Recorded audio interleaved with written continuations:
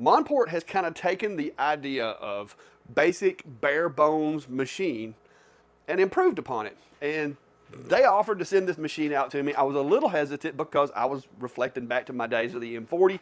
But after spending a little time with the machine, running it for about a week, doing lots of projects on it, to the point to where I actually had to learn how to clear the memory because I filled the memory up from running so many jobs on it.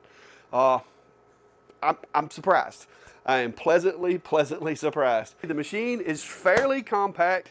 It's not all that terribly large.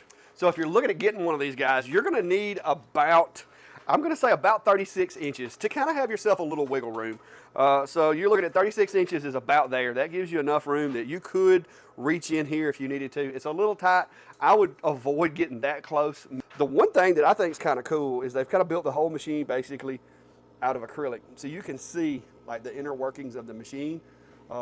It's really neat to me. I kind of wish they'd have put some lights in there, but this is why I say that. This is the testing that I did in the first day or two with the machine. I'm getting really good results with it in engraving. This machine is going to be a formidable 45-watt CO₂ machine. I have no discrepancies about that. This machine, if they had put a little more powered air assist pump on it, would have been awesome. It's good like it is, but it would have been awesome with that.